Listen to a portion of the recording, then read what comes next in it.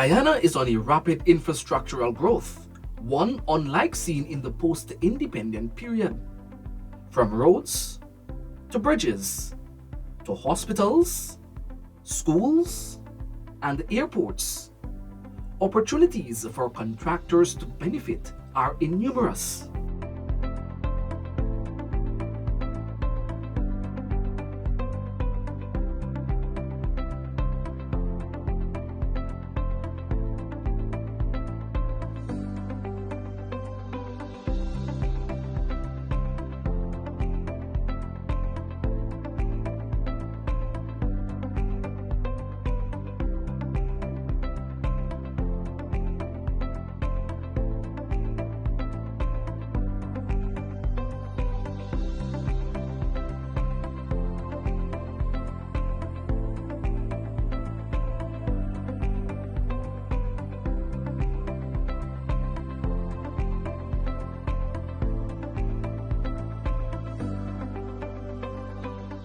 Guyanese contractors are benefiting tremendously from the plethora of contracts available in all aspects of construction. The opportunities are so plentiful that there are a number of foreign companies operating in Guyana. We're building out what we call our transport infrastructure. So I want to talk about the bridges that we're building and the purpose for them. I'll start with the east. We are currently at the stage of getting ready to build a bridge across the Corentyne River that would link Guyana and Suriname. This is a bridge that is going to be almost 3 kilometers in 2 sections that will land on an island in the Corentyne River, and there'll be 2 sections, Guyana, Long Island, Suriname, and the intent is to make that island a tax-free zone that will attract different kinds of businesses. Once we get that bridge in place, it will be opening up a great route of traffic that could move all the way Guyana, Suriname, French Guyana into Brazil at one end. So we're building a bridge across the Demerara River. There is a bridge right now. It's a floating bridge. It's almost 30 or 40 years old. And we're putting in a high span, 4-lane concrete bridge. The bridge will be about 55 meters above the water level, which would be a little higher than the Marriott Hotel that you're staying in. So a Panamax, Handymax ship could pass under, and there will be no need for retractions, which would basically open up the entire Demerara River for greater development in terms of commercialization and waterfront development and the rest of it. A contract for that has already been signed, a contract is in place, and that should be completed within 2 years. Those of you who are in construction, I know you might start thinking about they might have to get some steel, they might have to get the stone, they might have to get the other materials. It's a private company, you could start engaging with them to see what you can do in terms of supplies. We are going to also build a bridge, 4 lanes. This is going to be about 600 meters long, across the Demerara River in the Region 10 area, linking Wismar with Linden. This bridge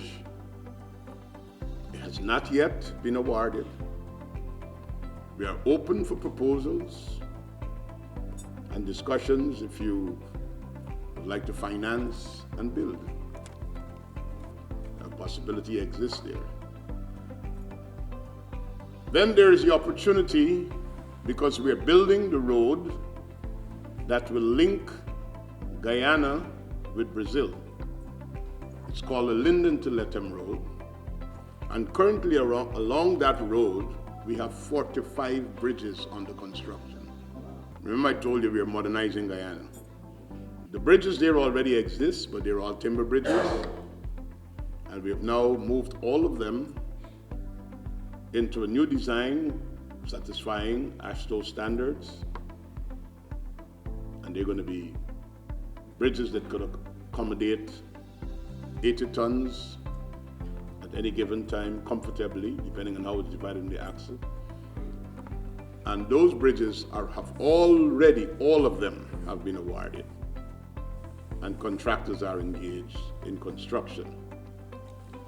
Now, just indicating what is happening, you will realize that there is a greater need for supplies to satisfy these contractual obligations. The Linden to Lethem Road, the first phase of it is already awarded and is under construction, 121 kilometers.